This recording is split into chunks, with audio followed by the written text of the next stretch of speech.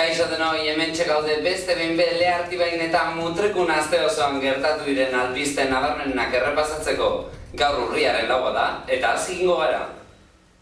Arpidedunek babestutako saioa.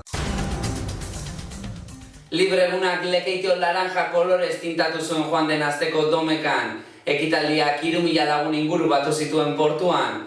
Aldarrekapen jaira joateko deialdia egin zutenen berbetan, helburu guztiak bete ziren. Goizean goiz hasi zen mugimendua Lekeition. Pirritx eta porrotxen kalejiraren ostean, herri kirolen txanda heldu zen, eta eguerdian ekitaldi nagusia egin zen.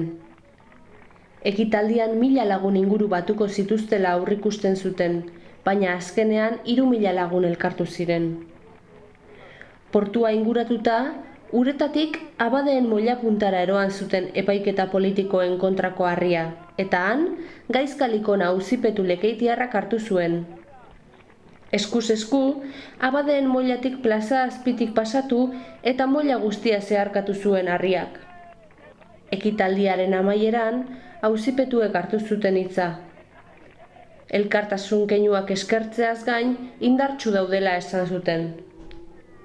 Orokorrean, jendeak ondo erantzun zuela esanaz, libre egunaren balorazio oso ona egin dute antolatzaileek.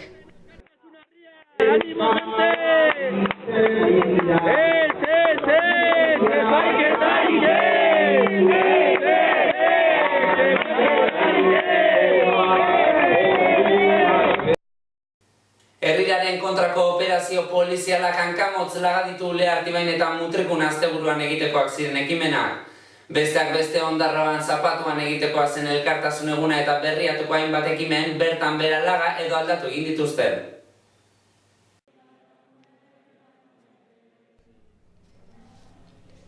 Hamazortzi euskal herritar atxilotu zituen Guardia Zibilak astelehenean herriraren aurka egindako operazioan.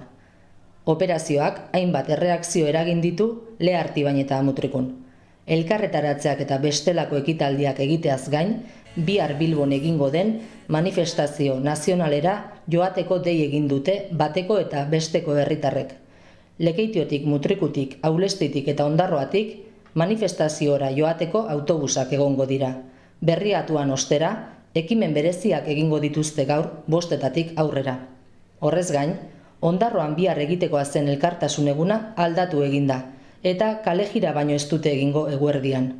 Berriatuko Satorzulo gaztetxeak ere, biharko deituta zeuzkan mus txapelketa eta indarjana Domekan egingo ditu. Oliba Gorriak musika taldeak berriroren martxan hasiko dela esan du. 2008ko urtarrian desegin eta gero, 6 urte beranduago indar berrituta eta gogotsu datozela esan dute taldekideek. Horrela 2014an sartzeaz batera taldeak lan berriari ekingo dio.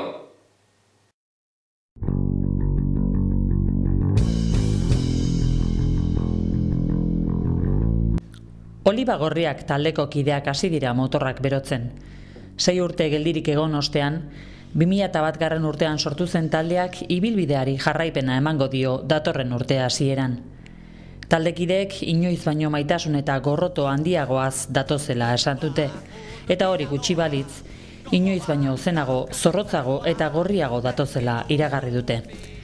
Urtez aldatu eta Eneko Ostolaza taldekidea aske geratzen den unean bertan, taldea 3. diskoa prestatzen hasiko da. Horrela 2014ko udaberrian, eskualdeko plazek bestelako uzta ekarriko dute. Oliba Gorriak.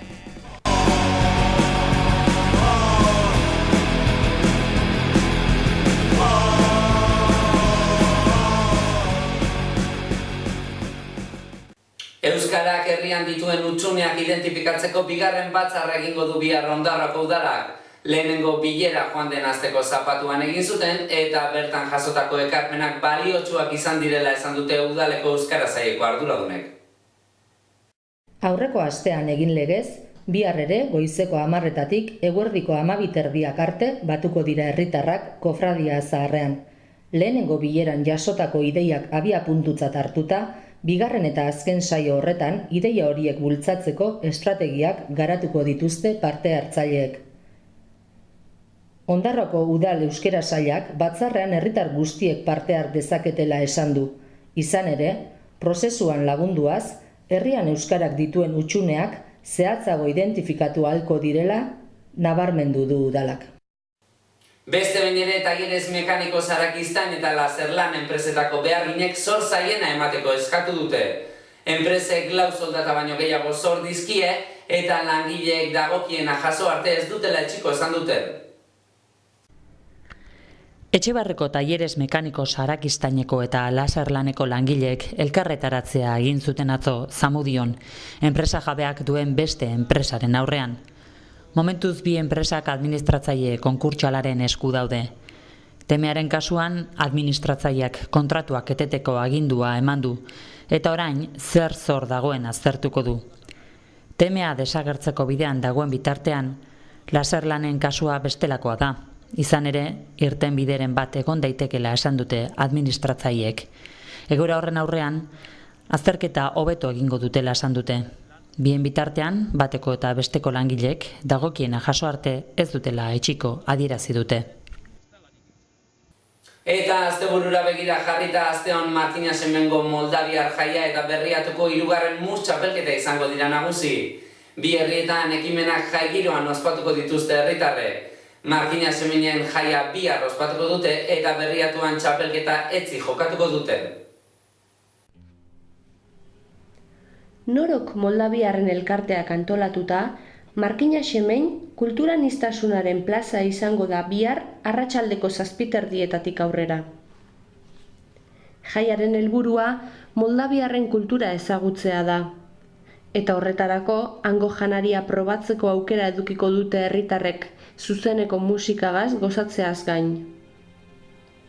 Bestalde, Berriatuan, Satorzulo gaztetxeak antolatuta, indiar jana eta 3. mus txapelketa egingo dituzte etzi. Bi ekimenak herritar guztiei zabalik egingo dira. Indar jana arratsaldeko 2:30 hasiko da, eta mus txapelketa berriz 5:00. Gaurko zauzi izan da dana eta albistegiagaz amaitzeko zorion agurrei egingo diegu tartea. Beraz, jarraian aste guztiko zorion agurrak ikusi ahalko dituzue. Gure aldetik gogoratu, datorren barikoan barriro bezuekin egongo gara. Bien bitartean informazio gehiago aurkituko duzue Hitzaren papereko edizioan eta webgunean informazio argazki galeriak eta bideoak eskuragai dituzue. Beste barik, asteburu on eduki eta datorren astera arte.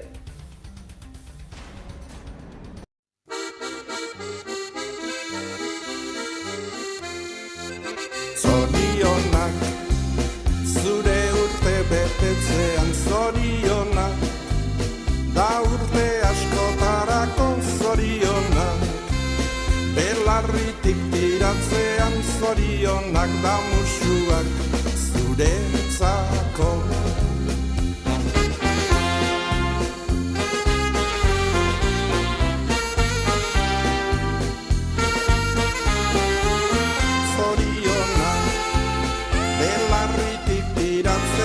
Zorionak da musuak zuretzako.